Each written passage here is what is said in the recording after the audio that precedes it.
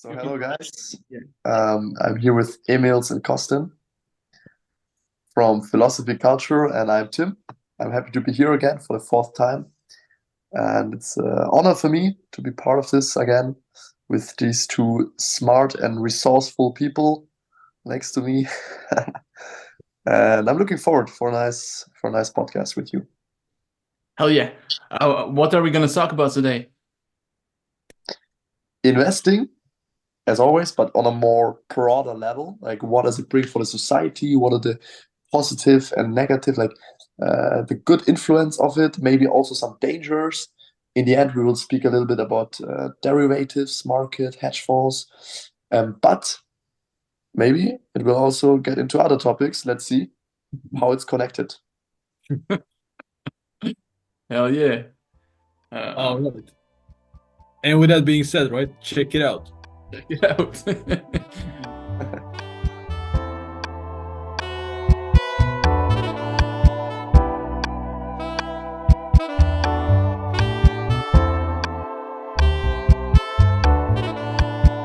All right. Investment talk. Yeah. Exactly. So yeah, let's discuss the question, our thoughts about investing, or in let's say private investments, not from a government, but as a private person. All right. So who would like to start? Emils, you can start. Me. All right. Sure. Well, it's good. It's good. People should do it. Yeah. It's a good way to expose yourself to the market. Like, yeah, I think it's a good way to uh, grow your wealth. Mhm. Yeah, that's kind of my thoughts. It's good. It's good. It's good. Should everybody do it? Should everybody do it?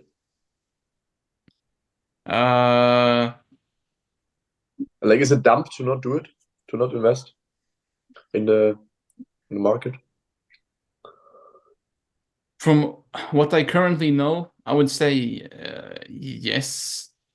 Mhm. I think people should invest, but Yeah. of course not everybody has the means or the resources to maybe heavily invest. But Mhm. I don't know, maybe to just start to play around with it, and then as you move forward in life, you can Yeah. maybe invest more, and yeah, Yeah. that's kind of where I stand at the moment. What about you Yeah. guys? Kostin. I'm just thinking like from which approach Mhm. I should take it from, so to say, or yeah, which approach I should take. Mhm. And for now, I can only speak for like myself and for my sort of generation. Mhm. And yeah, I think, I mean, if you're young and have the possibility somehow, I think you should at least try to invest, right? Yep.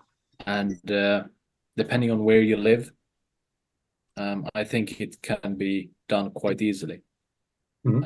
especially since we have so many different applications and different different applications and different platforms where you could actually invest. Yeah. And yeah, then the question comes, like, what should I invest in Mhm. as a 20-year-old or 25-year-old, or yeah. Mhm. Mhm. And yeah, that obviously depends on your resources, on your savings, and so on, your income. Yeah. But I think many investors would actually argue that it's better to go high risk when you're younger and try to, you know, lower the risk as you get older. Mhm. Um, It's interesting, yeah. yeah, Because you can still have a lot of income to compensate for it, for your mistakes. Like, you can still, yeah, you have so many years to make a lot of income and to develop. And later on, if you get a job cancelled and you have high risk investments, then you are fucked up. Yeah, and the thing is, like, and I think that if you look at the statistics, you can see that the older you get, the more sometimes you earn, right? Because the more Yeah. experience you have, the more, like, the better salary you actually have and the better position you could get. Mhm. So yeah, it's kind of a, I don't know if you can see the sort of chart in front of you, but it's kind of a, so when Yeah. you're young, you don't have as much money, but you should go higher risk, maybe, Yeah. invest more money on the stock exchange. Meanwhile, Mhm. when you're older, you Mhm. have more money, but you should sort of go on safer investments. Yeah. Because you have more to lose, and then Yeah. also just I think from a personal perspective, to have like more freedom with yourself, it's better to not have a lot of high risky investments as an older person. Yeah. Interesting. But what we definitely agree on is that you need knowledge and education about financial, like financial education, definitely. And that's something, at least in Germany, in the schools, it's not taught. It's not taught how to deal with tax regulation. It's not taught how to invest smart. It's not taught which kind of investment strategies are there. That's something as an economic student, you're in such a bubble. Like a lot of my friends from the university, they for sure they invest because they have like through their economic studies, they have a background, an educational background about it. But when I speak with people who study something else, some like social style, whatever, so some social studies or medicine or whatever, biology.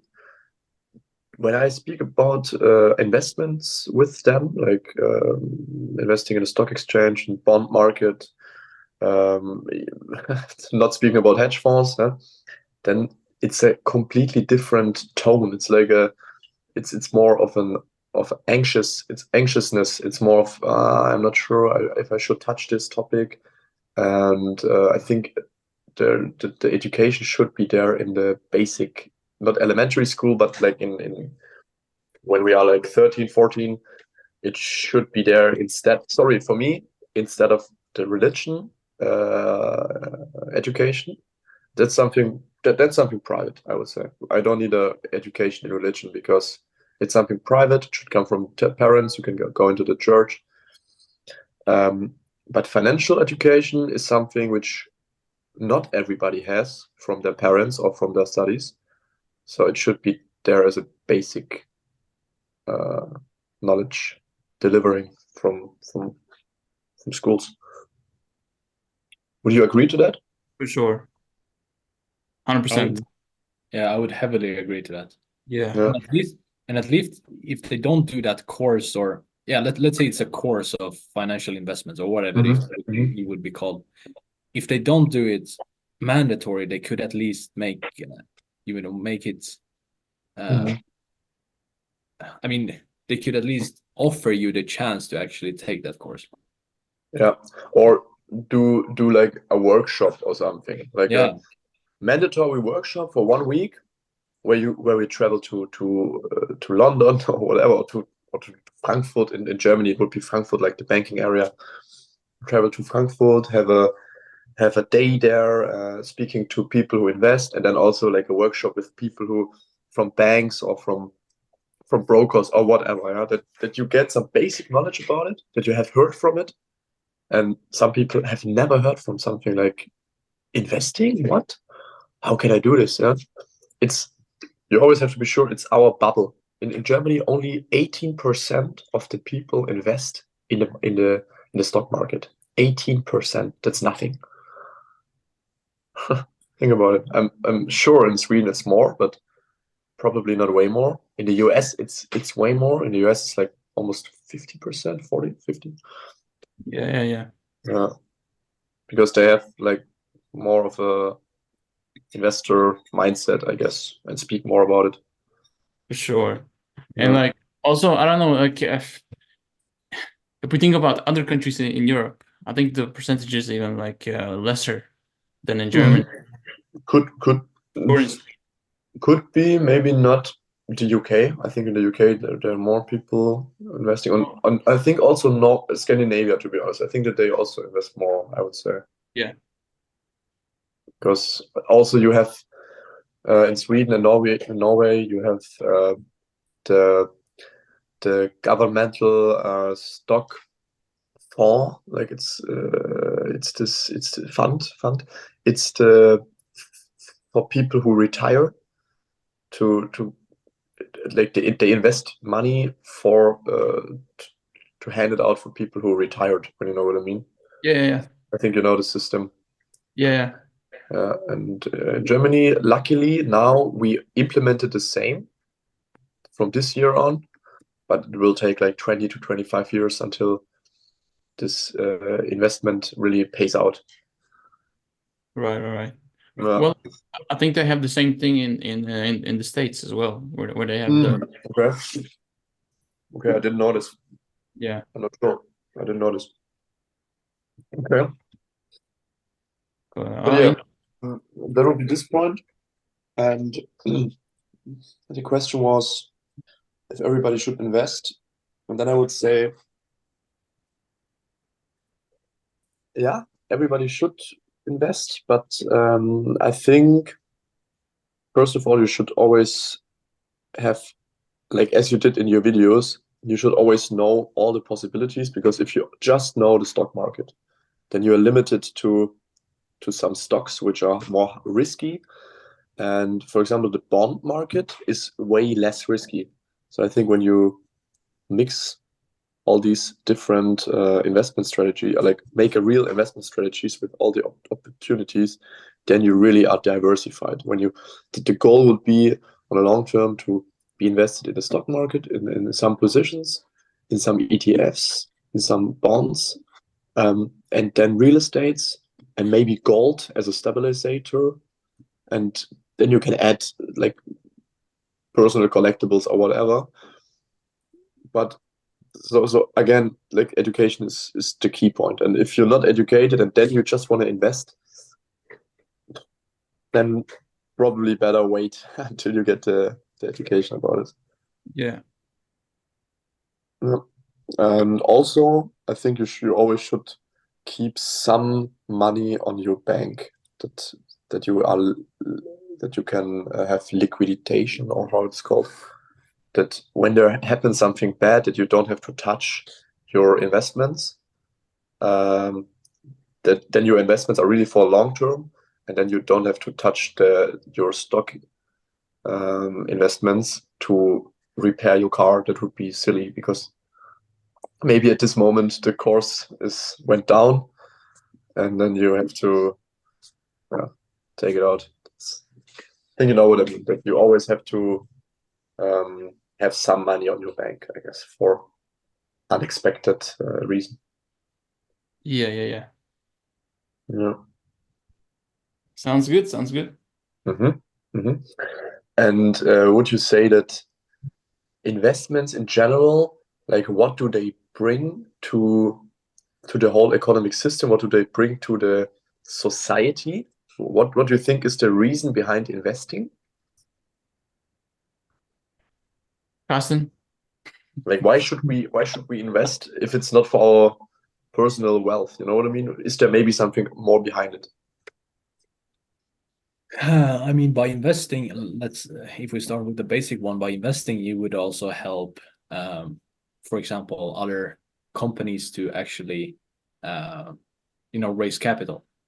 Yeah. So Yeah. if we just look at that basic perspective, that would be one side of it, that you're actually supporting other companies, and maybe the companies that you believe in and that you think that have or will have a good impact on the society in the end. Yeah. So I think by investing, you won't only, just increase your wealth, but you will also indirectly have an impact on the society Really good point. Really good point. Yeah. by depending on which kind of company you invest in. Yeah. Yeah. Yeah. I agree. Yeah. Fully agree. Because like I think in personal investments are also participation in democracy, actually. Because especially nowadays, which is good, I like the development that we get more transparency, like with ESG criteria. Sometimes the ESG criteria are also not on a serious, like on a like sometimes the ESG ratings are not really trustable, when you know what I mean. But usually with more transparency, with all these rating systems, you as a personal investor get a good view which kind of impact you would have on an economy, on a social level, on a environmental level, on a political level, whatever. Question. Yeah. What are ESG? What do you Yeah, say? ESG. It's environmental, social, and governance. I think. Let me check if it's right. Wait. Yeah, it's like Yeah, environmental and social government points. I think they're called, or yeah, something like that. yeah, Um, yeah, I think so. And it's kind of like a rating system for sometimes for products, for investments, whatever. It can be a lot of things, but usually investments. Um, like, and then they rate how environmental friendly this investment is, how socially justifiable this investment is, how from the governance perspective, if there are any legal problems and reputational problems, and then there will be a rating in the end, like and then you can see how much impact you have on these three levels, on an environmental, social, and governance level. And for example, if a company would make batteries for cars and children would pick up the uh, if it would be like if the company would be known for that children would pick out the materials out of the ground for these batteries, and they have a big environmental footprint and they have some legal issues, then this ESG rating to invest in this company would be pretty bad usually. That's the sense behind it, to just have more transparency about investing. Right. Okay. And ESG ratings are also with real estates, for example. Um, they are with, I think, almost every investment, kind of investment. They're pretty famous for real estates and for also for normal stocks. Okay. But like, how do they work with real estate? Are they like? Yeah, yeah. I'm not completely sure. I would love to speak now that we would have my father here because it was kind of his topic. Oh, right. He has a lot of knowledge about it. Um, I've I could just guess. I think like again materials, how you build the house or how the house is built, which kind of heating, then how the house was built, how much CO2 it can take or whatever. If uh, then yeah, Right. which location on which location it is. Um, if there's any like smaller biological ecosystem endangered by building this house. Yeah, I think it's as with products, kind of the same. All right. I'm Yep. not a professional about the ESG score and so on, but I think some months ago I listened to a Joe Rogan podcast and he said that Tesla has a very low ESG score, even though Tesla? Tesla. So in the Yeah. US, Tesla has a very low ESG score. Yeah. Uh, and that was like I think they are the biggest manufacturer of like batteries, like right, Yeah. electric batteries. But on the other hand, I think one of the reasons was that Elon Musk uh heavily employs like men like as engineers, Yeah. and they saw like Uh, I think the ones that decided to give Tesla that ESG score, uh I guess yeah. Yeah. saw something Interesting. wrong with it, or Interesting. I'm not sure about it, but I think that's Uh, something they were talking about. yeah. It's definitely interesting. Like from my perspective, I would say for sure, like this diversity part is also part of ESG, and that would also lead to a lower ESG rating. But I think, for example, what I can say about Tesla, it has a factory in Germany, in Berlin, and what they do, there are a lot of legal issues about that they pollute the water, for example, with their factory. Mm. So I think just because they produce emission-free cars, yeah, it doesn't mean that the company doesn't have a bad ecological footprint and social topics. I think also how Elon Musk, as a leader, treats his workers. I can just guess about it. I have no clue, but what I've heard is that there are a lot of issues, like social issues with him as a leader. And then again, like making these batteries, like producing these batteries, is also has a high ecological footprint and is not really. It's in countries with children to, as I said, like usually children pull out all these materials to build up the batteries. So I think it makes sense that Tesla has a low ESG rating. Yeah, and I think what I have heard about these writings is that they can be like really, really like politically correct. They want to like kind of uh, kind of impose some sort of political agenda, like with Yeah, diversity quotas and all that stuff. yeah, So yeah. yeah. You mean the regulators, or what? Who do you mean with? Well, yeah, well, with what you said with the Mm, diversity, yeah. and I think I've heard a lot about it in the States, Hmm. like where some like airline companies wants to like I don't know, I'm not sure how closely related it is to these ESG points, but that they like what Carsten said, that Tesla has a low ESG score, Yeah, partially because they employ a lot of males, and then yeah, there are companies that kind of simp to that score system, and they employ like uh, a lot yeah, of women and ethnically diverse sure. staff and stuff into Yeah, this.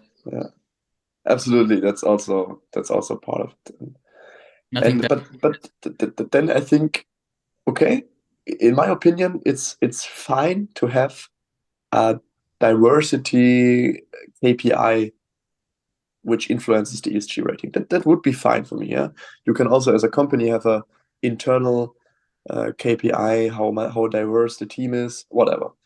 But you, I think we all agree that it shouldn't be weighted so high, this KPI. Like a lot of people in the society, a lot of regulators, a lot of companies, they value this diversity score a lot, and I think they overvalue it a bit. And yeah, usually it's also brings some problems with it when you focus so much on this diversity aspect. But in general, I think we maybe disagree. I would say internal diversity KPI is not a bad thing. It just measures how it is going with women, with ethnically, also other ethnics. Uh, because there were issues in the past. We can't lie about it. I mean, when you go 40 years back, when you were a company and you saw like a Turkish name or Arabic name, it was something else. I think it that shouldn't be missed out in this conversation. But we probably also agree that at the moment it's way above the target. Like they completely over exaggerated it in a Yeah. sense. Yeah. And well, I agree that it shouldn't be like eliminated. Shit. But Yeah, it shouldn't at all have the like yeah, big importance. I think the qualifications and the meritocracy should yeah, like be the yeah. number thing that decides if a person is hired or not. True. I And then agree. and I think these sort of injustices, as we now have seen with feminism and so on, that these can be weaponized, and Yeah, be careful of that, I think. exactly. So yeah. Costa, what do you say about it?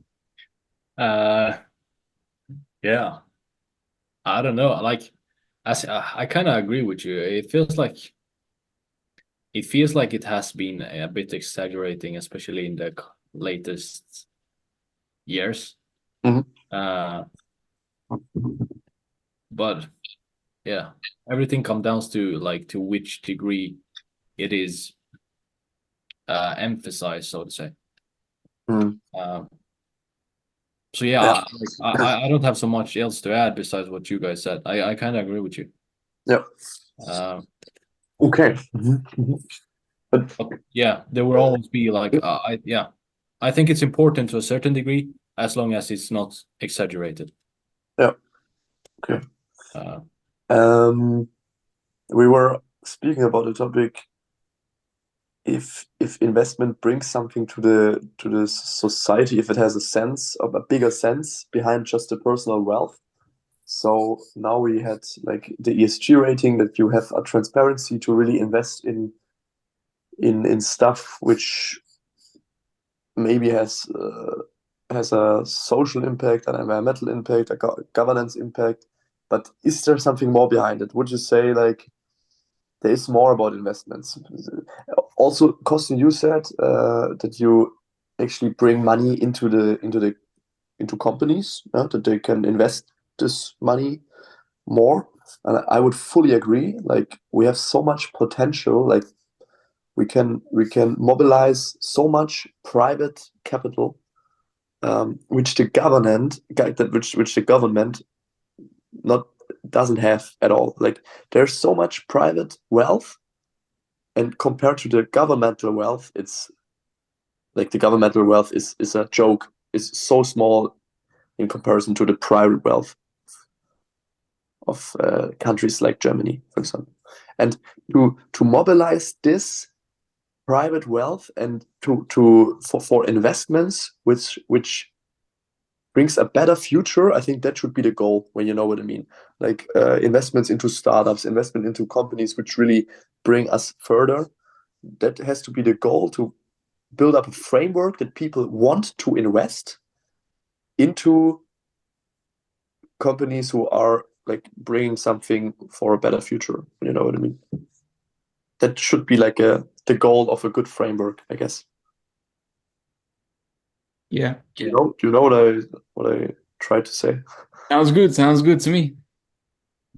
yeah, I agree with you. But then again, then it comes down to you have to sort of spread the knowledge, or maybe not the knowledge, but make the population more aware of the investment possibilities, right? True, Um, absolutely. Then we are back again at financial education. Yeah. yeah. So, and then again, how should how should a company be managed in the way that it would actually uh, make their investors trust them even more to invest even more Mm, money, so on. So I think there is like a yeah. three-sided. There are certainly more sides of this, but there are like various sides from which you can look at investment from. Yeah. So yeah. Which would be the sides? Like which perspective would be there in your mind? So for example, we talked now. It feels like we are talking mostly about the sort of private investors. So Yeah.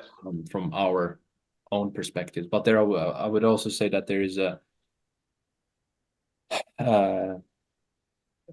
the side from the like the company side, Yeah. right? Like how do Yeah. you actually make their how do you get your investors to trust you even more, Yeah. to raise even more capital and so on.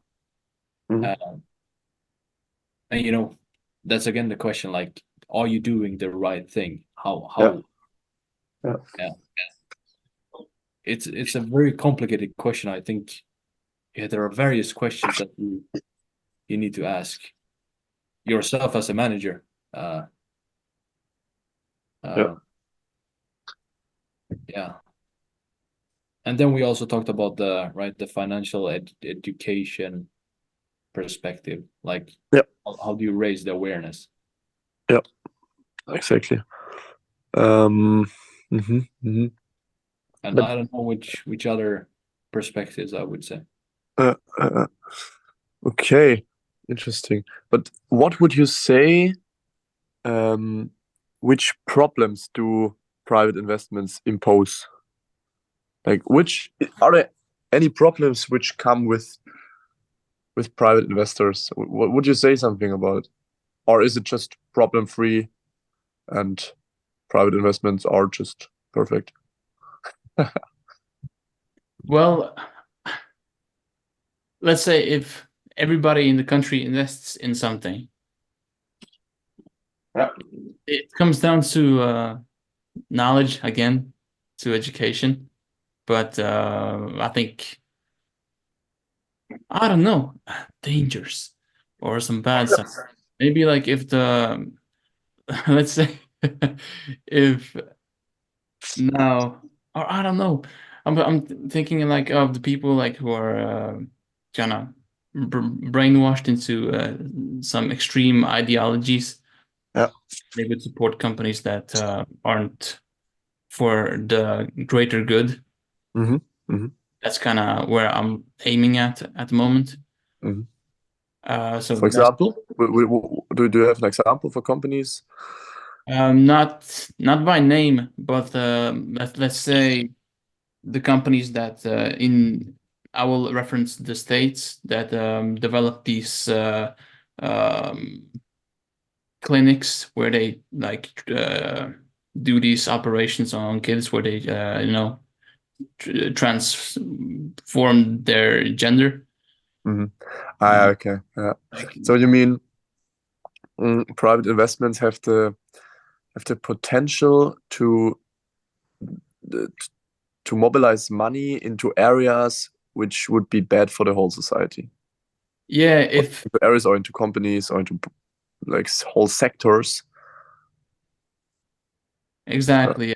uh, If the knowledge isn't there, because I think it also brings a really good thing, which I think it really, like you said, Tim, in the beginning of the podcast, that if we invest, I think you said it, that it is a form of exercising our democracy, yeah, and exactly, that's a really tangible way of how you can use your or exercise your responsibility to exactly. better the society. Yeah, That is the reason why I said what I said about knowledge and like how maybe some extreme ideologies, if the majority of the population believes in something which isn't yeah, for the greater good, yeah, then it's detrimental in some sense. But yeah. yeah, Definitely. That's actually a danger when you think about it. It's actually a danger because then, yeah, you can mobilize money as a company, as an association, which actually wants to harm the whole society, and then it's easier for them to mobilize money because everybody can just invest in them. Yeah, that's actually something I never thought about, to be honest. because it's like with democratic elections. Usually in good times, when everybody participates, usually the political party which has like the best offer for the most people will be in charge. But it's sometimes, as Germany 1933, you all know about it. There will be one party which just has a momentum, and there are bad times in the country, and then like a political party wins, which has something really bad in mind, and it's just like at this moment it was a good option for people, but not in the future. And the same can happen with in the investment market. Right. Like this And momentum, this special moment, a lot of people invest in something, and then it turns out that it will harm the whole financial system, for example. yeah, Mm-hmm. and also Thomas Jefferson Mm-hmm. had Yeah. a really good quote about democracy. I can't remember it exactly, but it was something about along the lines of that it is really important, like the whole democracy is almost based on the average individual's knowledge of like stuff. So it's really important to uh, Yeah, be smart if you want to uphold a democracy in the country. exactly. The, And I, that's a really good point. Yeah. and I Yeah. think at least in the States, what it looks like, it's gonna a slow dumbing down of the average like human in some ways of Yeah.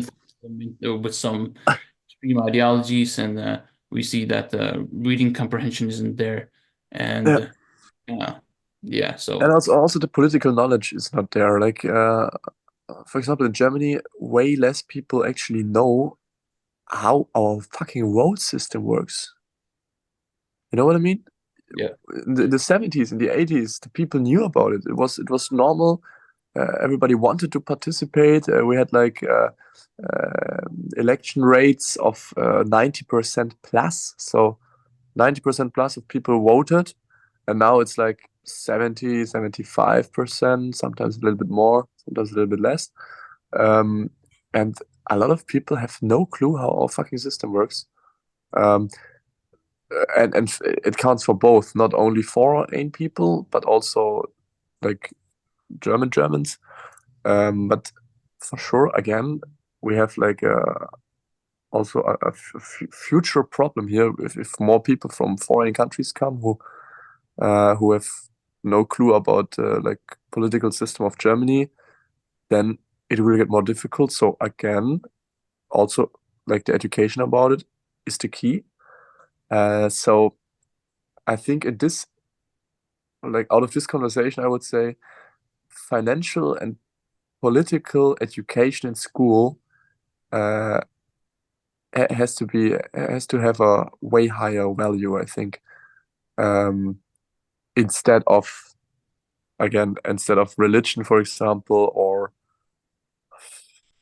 I don't know what else, sports in school. We can discuss about it, yeah, but I think there has to be something has to have more prioritization, has to be more prioritized. yeah, yeah. Uh, But like, don't you think it? Because like right now we are speaking from a pretty wholesome perspective, I would almost say. But like, don't you think that the people who have the power that they would be against it to well, I think it's pretty clear in some countries that the people who have the power aren't really for yeah, to have active sports programs in the schools so that yeah, to be more healthy, and that also counts for mm, knowledge, political and financial yeah. literacy, uh, and I think Okay, I know what you mean. the reason why it's easier to influence people who aren't like as knowledgeable, so they mm, like more easily stay in power. really, really good point. But then, to be honest, then we have to question the whole school system. Well, Because I personally do. yeah, yeah, for sure. I can just speak for Germany because I have no idea how it is. I probably would agree that in a lot of countries it is completely politically driven, and or from the administration in the current country. Definitely. In Germany, I would say that there are influences, especially I think a lot of teachers are more in the left spectrum. Mm. That's for sure. Also scientifically kind of proven that there are more left people in the like teaching people, or also in the universities. But I think not it's not a propaganda, or they don't have an agenda or something like that. I wouldn't say so, but there is an influence for sure. Yeah. But I mean the educational plan would be checked also by the I hope by the justice system, and it has to be an objective, basic knowledge about financial education and about political education, and that's exactly the balance which you have to find, that there won't come any ideology into it. And yeah, this has to be checked by the justice system, I would say. Yeah. I know what you mean. I know what you mean. But I think it's better to still have it than don't have it. This education, even though it's a little bit ideologically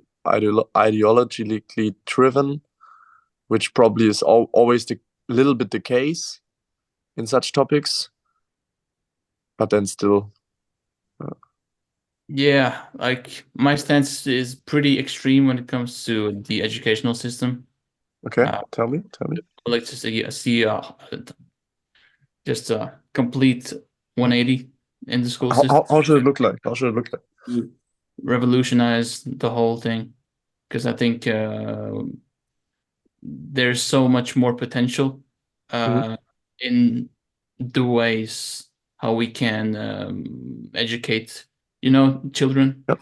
Yep. And But that's really interesting. Good point. But how would your favorite school system look like? When you say 180 degree, how do you have like a vision about it, or well, how would you say?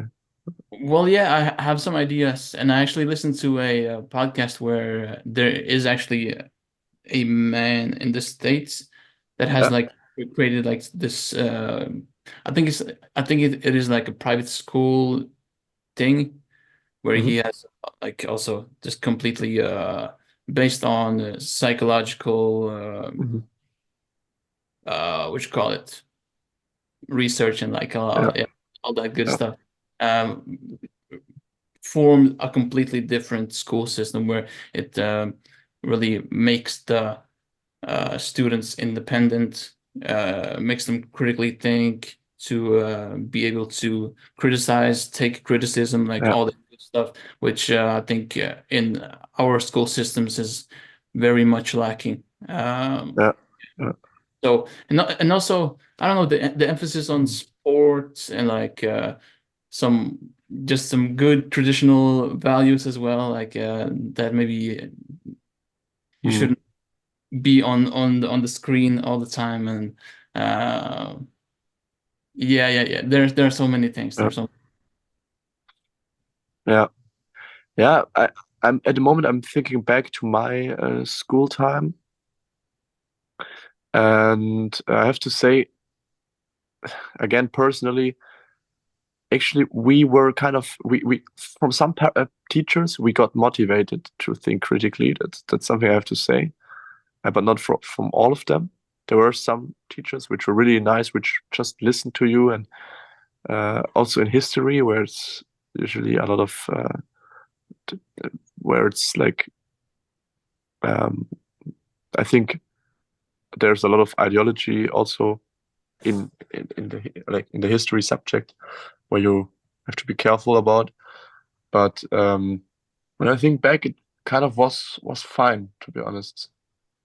Not from all teachers, but I think what you mean and what I can also see is that there can be a development in a certain direction, that it's when you say something critically which is not mainstream, that you get full like uh yeah, into a direction by your teacher, get stuck into a direction by your teacher, and the teacher won't just listen to you, and yeah, it's Yeah, probably and also to encourage the youth, like to showcase how beautiful it is to learn, and like to bring some enthusiasm into the whole yeah, thing.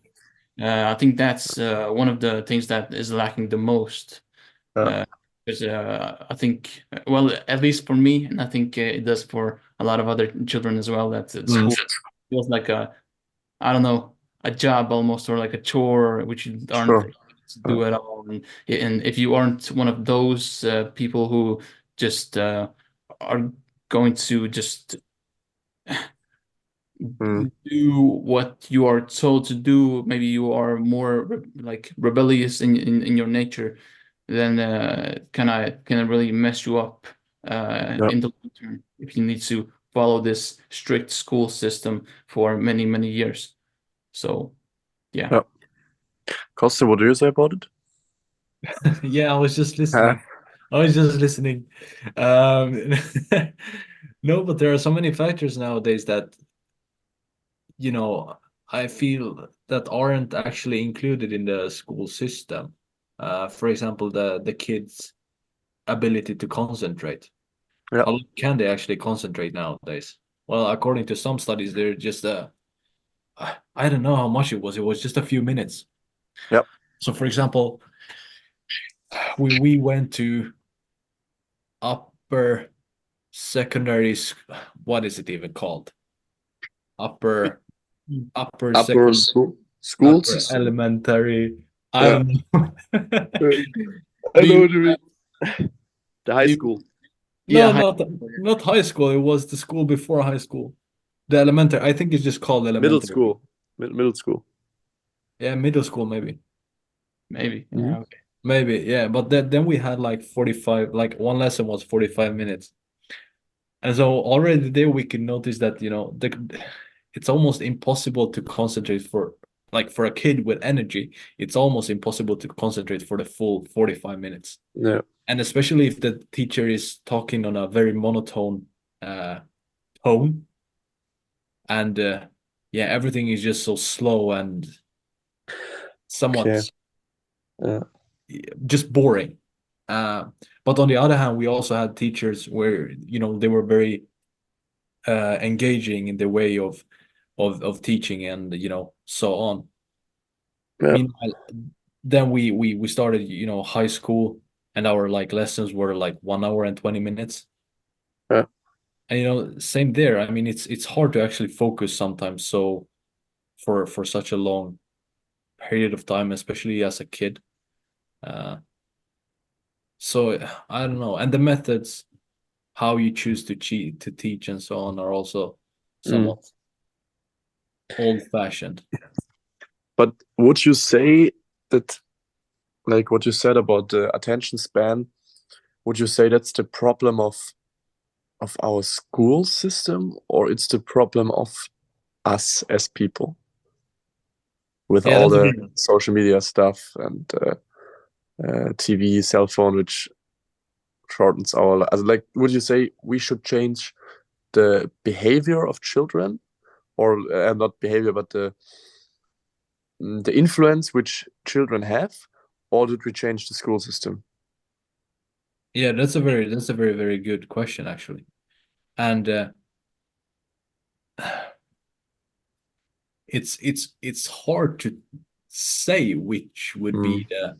which would be the actual, how should I say it? Like the mm, yeah. Like what would be right and wrong, so to say. Yeah, yeah, Because it feels like, yeah, I mean, the school system, the way it is teaching, like sitting down and listening to a teacher, yeah, is like very, it just can't make you focus so for such a long period of time. And then we also have, yeah, yeah, that the kids are like scrolling on TikTok for like 7-8 hours a day, or okay, maybe not 7 or 8, but let's say like Three. 4 5. Yeah. Three. So I think there is like both factors have their own impact on the whole thing. Mm. But it's very difficult. Like, I don't know, it feels like nowadays you have to the way you teach must be more active in the sense that, or more active and more inclusive in the way that you are actually including the the the kids, or like the students, in the way you're teaching, which Mm. can be done with different activities during the during the class or the Yeah. lesson. Yeah, I miss you. You had something. Man, this is my topic. Like I'm burning for this. No, it feels like, okay, what happened with the investment part? Yeah. Yeah. No, but I guess we can return shortly back to some investment stuff. But I just want to say, like when you said about the attention span and stuff, I think we also have to acknowledge that we have a uh, epidemic of bad parenting, in my opinion, where Yeah. I think we have the newest generations that are becoming parents. They have a really good tool to silence their kid, to just give Yeah. them an iPad or a phone or whatever, and don't really uh, recognize the dangers of it. Yeah. That they can be become so addicted, and then yeah, there are like a lot of things like the kids aren't used to the parents saying no to them, so they become entitled, and therefore the harder in schools to like to get them to I don't know concentrate or to focus on the right thing, and then also that these technologies can well yeah when you get into the short form content as TikTok Yeah. or Yeah. shorts or whatever, that will like also uh get you into kind of yeah used to just switching or like to change the topic you are looking at like just like this, and that will also contribute to you not being able to yeah concentrate on and stuff, and I think that there are many more other like dangers that comes with it. So I Mm. think bad parenting is definitely like one thing to acknowledge, in my opinion. Absolutely. I would agree. I would agree. The problem is, it's, to be honest, to influence the parenting of your children, that's a really critical topic because it's so private. It's something very private, and when the government or the society tries to influence how you teach your own children, that's something very sensitive. So, well, I would agree that there is a lot of bad parenting, and the influences of the new media uh, is actually an opportunity, but also a big danger. And at the moment, for children at least, the dangers are higher than the opportunities for children. Um, but yeah, what can we do about it is the question. So, what can the schools do about it? What can the government, the society do about this epidemic, as you said, of bad parenting? Well, I think schools can have a major influence. Let's say that they limit the use of technology like a lot, and maybe they start from a certain grade to implement more technological means. In my opinion, I don't know. I don't think we have to become some sort of a transhuman. But Where you let's keep it this topic because I think that's a key point. Because I would actually disagree to say, okay, we just limit the technological devices. For example, like you can't use your cell phone, whatever. Um, Maybe it should be done in a way that the school teaches from young age how to actually handle technology, and you know what I mean. So you can use your cell phone, you can whatever, but in a right way, as it is in the universities. Um, I know it's a different age, so for sure. But I think when the children in school would learn how to deal with technology, what is bad, what is good, maybe also that there will be people who, like really in schools, who speak about the dangers, the problems of an overuse of social media, whatever. When it would be really like a transparent teaching and not forbidding it, but working with it, then I think we could make something better out of it than just saying, you can't use your cell phone. Then it's something forbidden, and there's like a taste behind it. The people want to use their cell phone, but they can't. Yeah, Right. Yeah, well, I agree, but then again, I think it depends from how young of an age. yeah, Because yeah. I think True. Yeah, the main thing that needs to be emphasized when it comes to technology is that it has to be used as a tool. yeah, And exactly. there's this fashion designer in Italy, Brunello Cucinelli, that says in his book that uh, nowadays the tools we have become slaves to the tools, right? Yeah, Because they're so advanced. And I think that is the main thing that needs to be emphasized, that they are just tools. And yeah, to strictly emphasize that, and yeah, the kind of, I don't know, encourage the youths not to get sucked into the whole entertainment side of it. But yeah, it's exactly. hard since so many companies are thriving off of that they want to Mm, get you stuck to the screen. So yeah, yeah, yeah. Okay, but I think then we agree that it has to be parented, taught in schools, and also implemented in the society, that people should learn how to work with the new technology instead of overusing it, instead of using it in a bad way, instead of not being, but also instead of not being able to use it, because it will be part of the future. Like it is our it's for our sure, life. for sure. And I also think there's such a beautiful way to present it as well. We can like Exactly. start with how we started to use stones as a tool to, Yeah. crack open coconuts or whatever, Yeah. like uh, uh, Yeah. take it from there Yeah. to the other tools we have developed, and we can just make this beautiful story, and again bring some enthusiasm into how we teach Exactly. kids. And like there's so much potential which the school systems are completely uh, missing out on, like yeah. Yeah. Yeah. Yeah. I would have one last adding addition to the teaching, like school system topic, that I see at the moment, that, for example, in Germany, everybody can go on the highest school now. Like there's no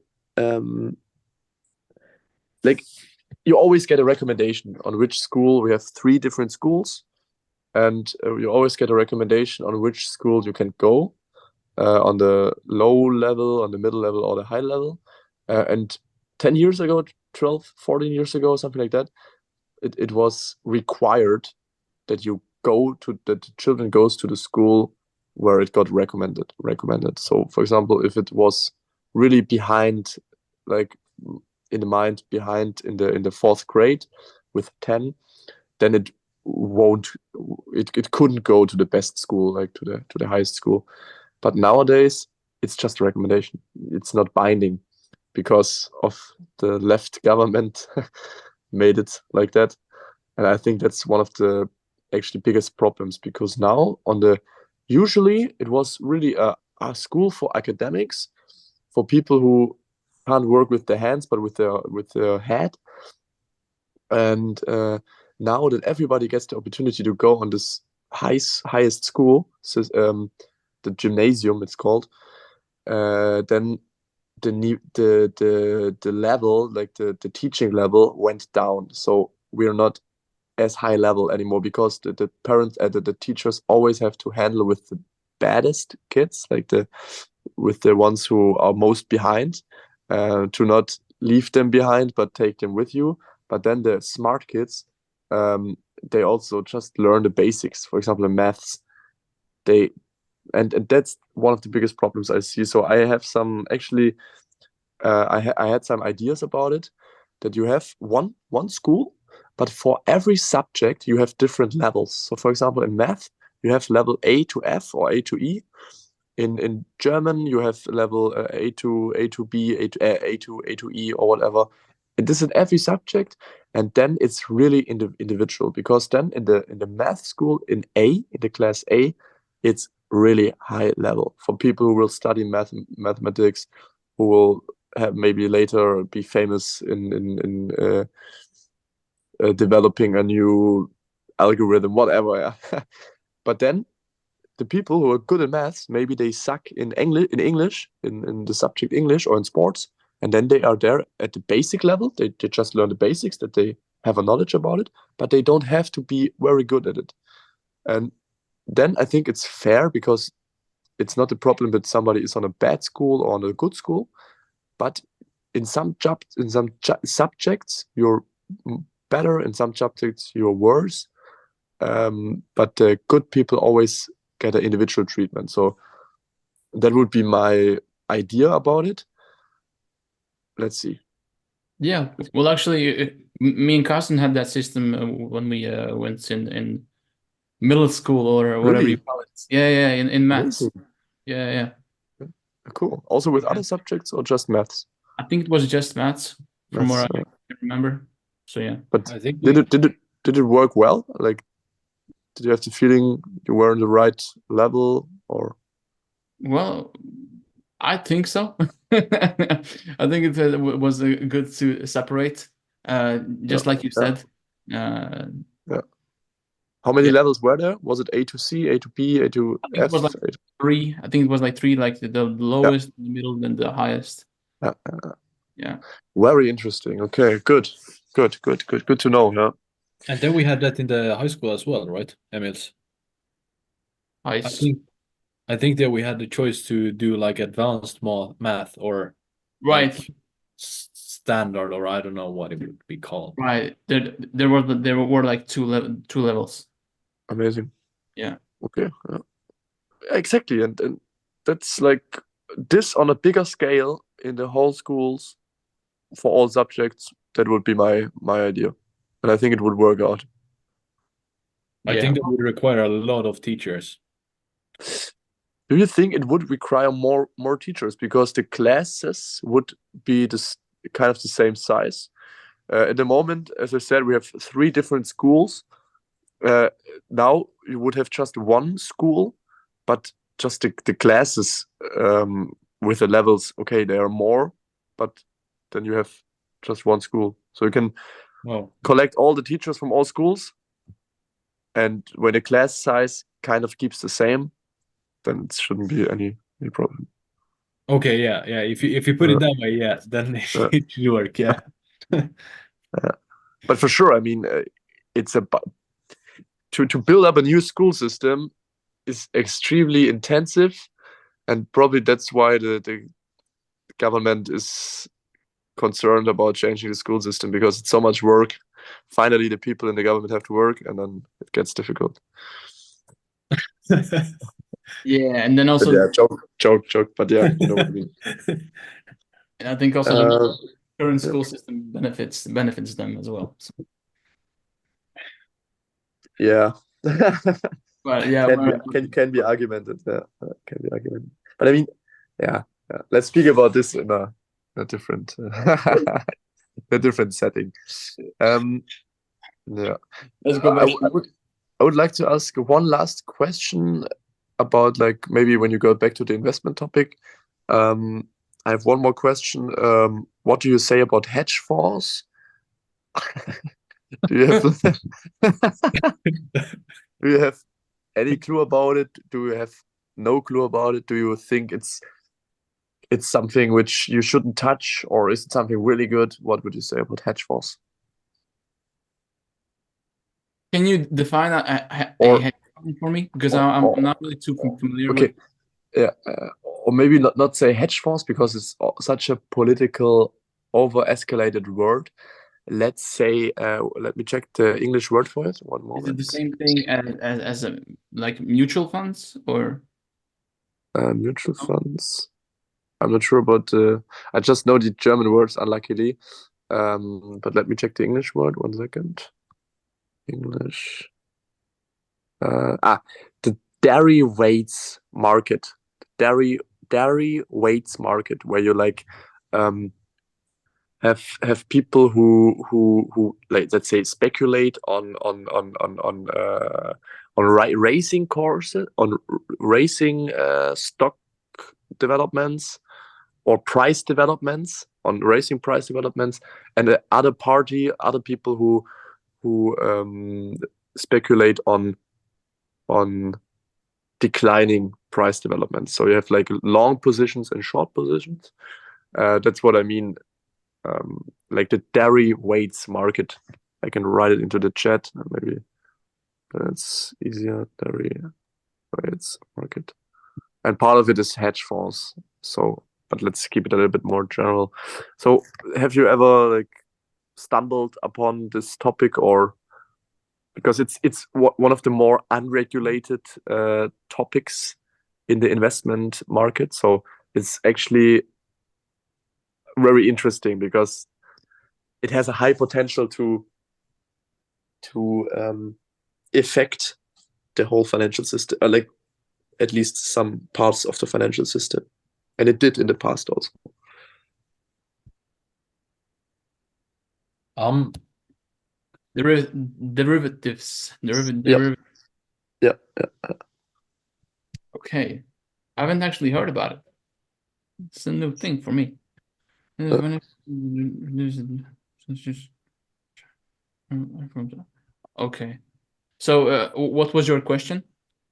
I was just asking if you guys have like an opinion about it, if you have ever heard of it, like if you like an open question, what do you say about it? Like what is your thought about the derivatives market, about hedge funds? Yeah, but maybe if it's let's speak about it next time when we all did some research, because I'm also not a professional, but I have a really good friend of mine is studying finance, and we had some discussions, not discussions, but conversations. He was explaining to me, and after this, I informed myself a bit about it because I found it so interesting. So yeah, I would just recommend you to do the same because it's a completely different market than, for example, the stock market or the bonds market. It's really interesting. Um, and yeah, I'm also not. I think, especially now in English, I probably can't explain it in a way which other people could do. So maybe just watch some YouTube videos or get into Google because it's actually pretty interesting. Yeah. Okay, but like what I have now found is that there are four main types of Yeah, derivative. So short, long, and short put or something like that, right? the ones Or that are listed here are forward, futures, swaps, ah and options. okay, yeah, I'm options. not sure Okay, what they mean, but yeah, yeah. Okay, yeah. So okay. What I remembered was that few, yeah, exactly that. I will try to like Costin. Do you first asking Costin? Do you have like heard from it or? I think I've heard of it, but Uh, I'm unsure of what, like, on how to answer your question. yeah, okay. Yeah, okay, Like, then maybe let's speak about it next time or another time because it's also for me it's a new topic, so I was not a professional, but let's I will just quickly say what I wanted to say about why I actually brought it up, because we were speaking about the dangers of investments, and I think that the derivatives market, although it kind of stabilizes the financial system, because you always have like a person. For example, we have this farmer, okay, and he wants to stabilize his price, so he goes into the derivatives market and says, okay, um, I want to buy a future that I can sell my corn for 100 euro, also in 2 or 3 years. So that's like a future. You pay a small amount of securities for that, but then you have the security, the planning security that you will sell your corn for 100 euro also in some other in more years. And then on the other side, there are people who like buy this deal, and like who make this deal with the farmer, and who take the corn then for 100 euro. It's fixed. That's a future. So it actually stabilizes the and it brings securities to sellers. That's the sense behind it.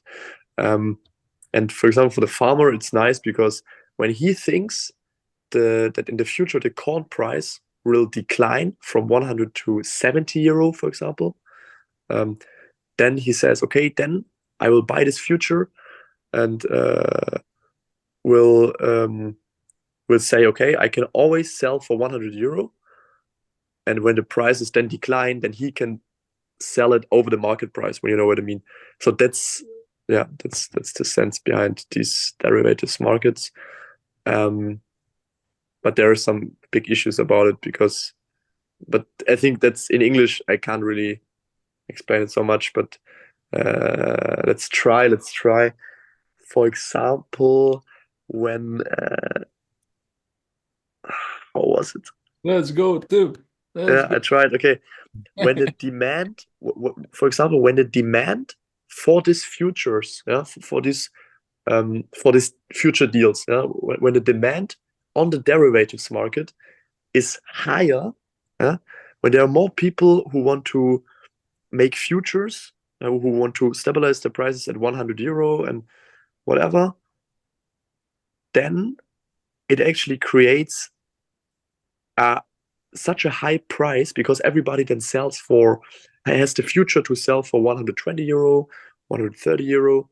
And when the prices then usually on the real market should be declining and should be at 70 euro, then still everybody sells at 120 euro.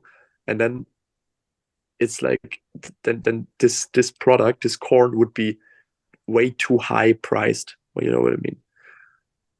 But yeah, that's okay, guys. Just Interesting. No, I think, was yeah, I think I know where you're going. yeah. Uh, So usually you can say it like that: when the demand on the fictive derivatives make market, when the demand on this derivatives market is higher than on the effective real market, then it creates a problem, because then the prices are too high. Then they should be, and then it can create, in an extreme case, it can create completely overpriced products, as it was with some farmers' products in the past. They were completely overpriced. And that's why everybody says, oh, hedge funds are such a bad thing. Because in some cases, or like not just hedge funds, but the whole derivatives market, because in some cases it can create unreal price scenarios. I think I've heard of this before. Yeah, When it comes to, for example, oil companies that they use, for exactly. example, as they actually have this I can't speak Derivatives.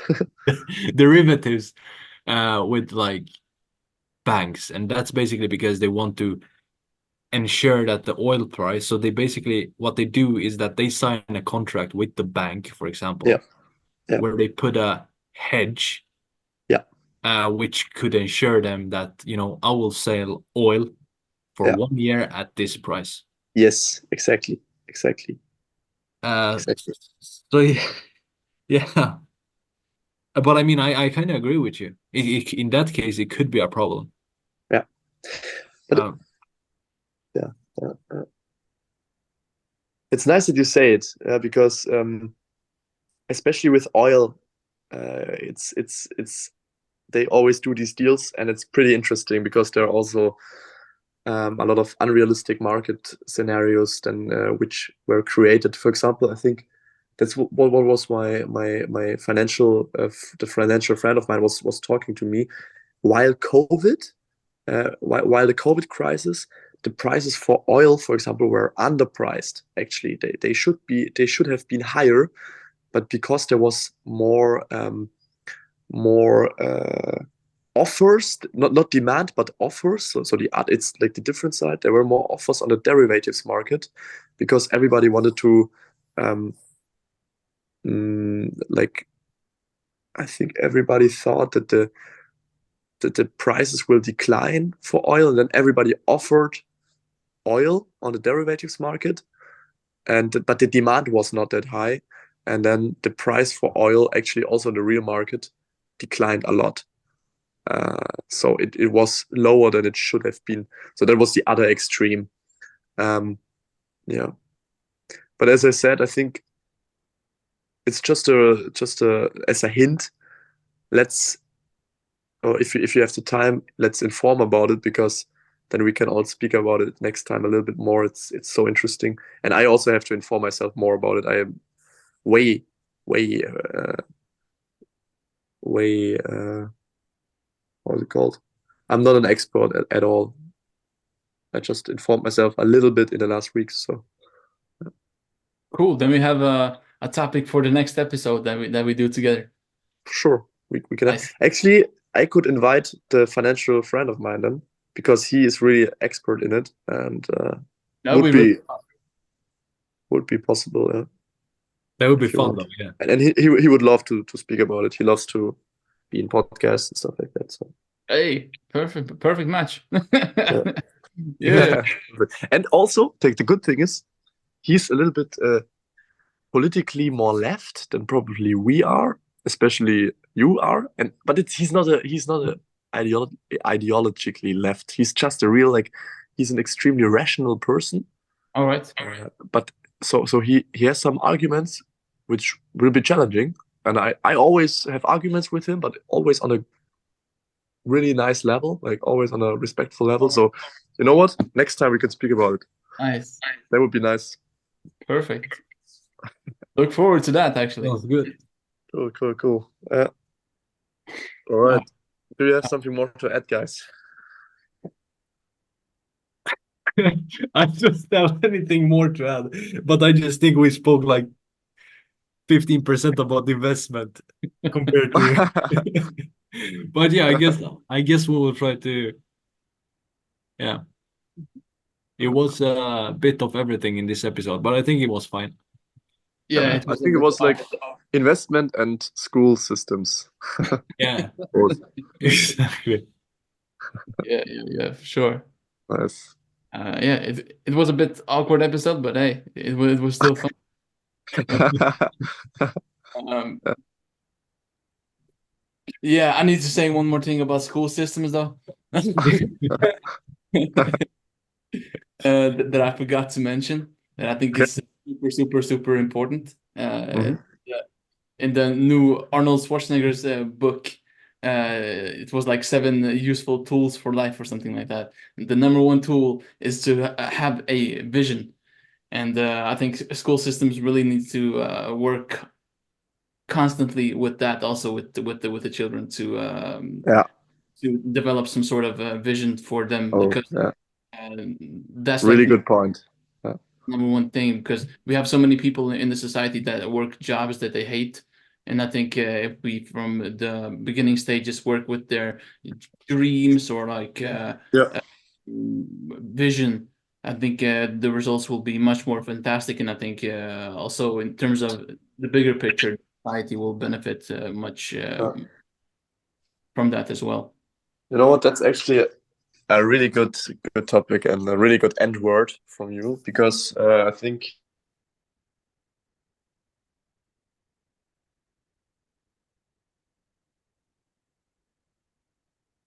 No. from 180 degree and it can make a really desperate person. Hello? Oh, Yeah. Can you kind of repeat what you It's a said? dream. yeah.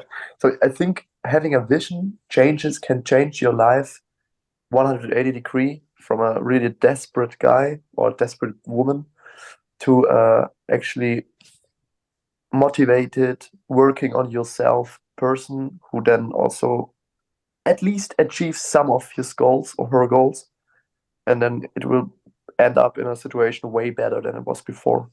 Even if they don't reach all their goals they have and all their visions they have, it will still be. Uh, I would fully agree to your point that it should be also implemented in the school. Yeah, definitely. Would you say that you guys would you say that you have a vision for your life for you and or are you still working on your vision or do you don't have a vision at all? What would you say? Well, personally, I think it's a thing that you improve on, Yeah, uh, like with like every year, or I like to go back to my vision every time I feel like I don't know lost or yeah, overwhelmed. I like to go yeah, back yeah, to kind of set my vision more straight, so to say. So good I point. think that you all the time you add some stuff, you maybe uh, take some stuff away, and Yeah, yeah. nice. Like a short-term vision, or is it a long-term vision, or do you have both? Do you maybe have a long-term and a short-term vision? Well, personally, I mainly focus on my long-term vision, but Yep. maybe I think it's smarter to maybe also have a short-term vision. But yeah, as I said, I think it's work in progress all the time. So uh, I will probably make a short-term vision thingy as well. Do What about you draw your vision, or how did you do it, or is it in your mind, or how did you create a vision? personally? I like to write. I think writing is a really undervalued skill as well. I think writing really Yeah, can clarify your thoughts. And also use some pictures for a reference. Maybe if you have found some nice cars or yeah, some Rolex model that you want to have in mm, it, or like I think it's a good thing to vision that in front of you as well. definitely. Yeah. Actually, it's scientifically proven that if you imagine something in for the future for yourself, if you imagine something, for example, you imagine to drive this car with this jacket or whatever, yeah, then it's more likely to happen. Actually, that's scientifically proven that it's more likely to happen if you imagine something Yeah. for yourself. It's interesting. So it's not just bullshit. Um, yeah, okay, it has to kind of be realistic, but you know what I mean. Well, Okay. yeah. The world is a magical place if you believe it. And Yeah. yeah. Yeah. What about you, Carsten? How does your vision look like in terms of how you have written it, or I don't know. Yeah, I mean, we have talked about this a lot actually, and especially before. We had Yeah. some really good conversation about this.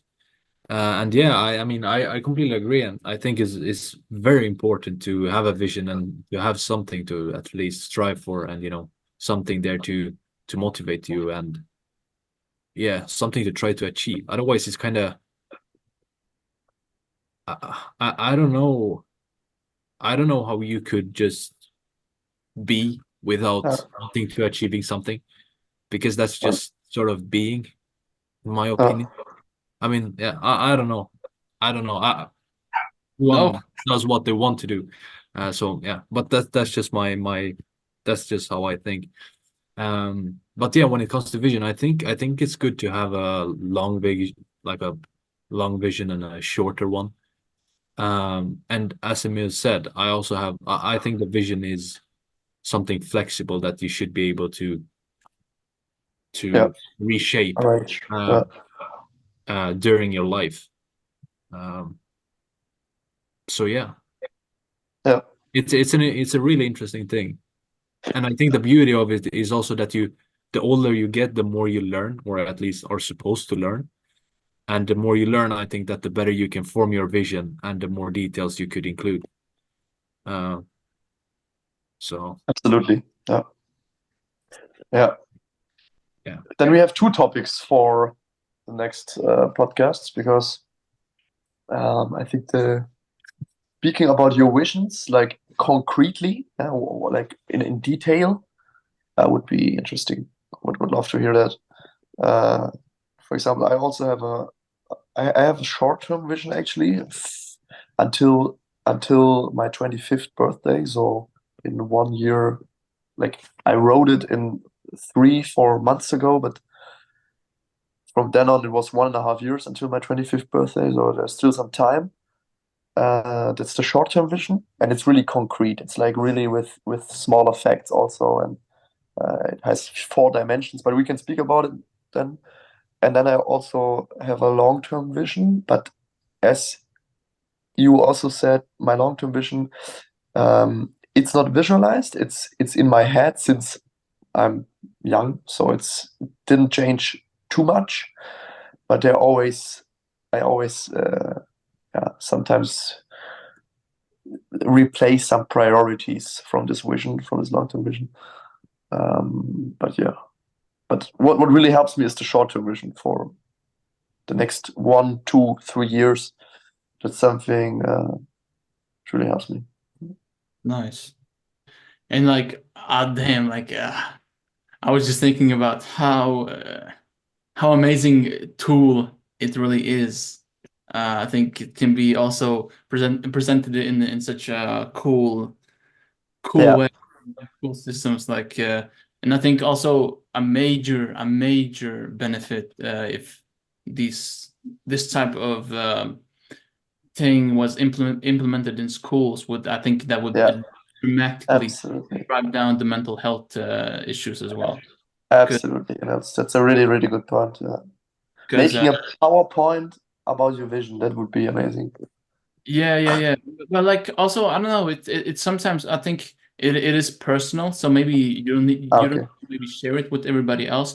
But to personally sure. have one, I think it's really important. And Yeah, when I think I see so many people who don't use that, and therefore also, at least for me, if I didn't work with a vision, like yeah, things become so meaningless, and definitely. I think you can easily see how that would result in mental issues. Yeah, that Agree. would develop further. Yep. All right. All right, guys. Thank you for listening to another episode of Philosophy Culture. Thank you to Tim for being here with us again and having this colorful discussion about all the things we talked about. It was really nice. And yeah. We hope that this will help you navigate life's spin. Exactly. Perfect. And besides that, Tim, do you have anything else to add? I'm always happy to be here, guys. Looking forward for the next time already. And investing is always a nice topic. So yeah, I hope the people could take something from it, especially in the end with a more high level topic. Nice. Thank you, guys. Sure. Yeah. Looking forward to having you again. Exactly. Yeah. Always great to have you here. And besides that, yeah, comment comment down below if you have any more topics that we should maybe talk with Tim about, because he do have a lot of good points. And yeah, last but not least, don't forget to follow. And yeah, until next time, right? Until next time. Until next time, guys. Thank you. Bye bye. Bye bye. Ciao.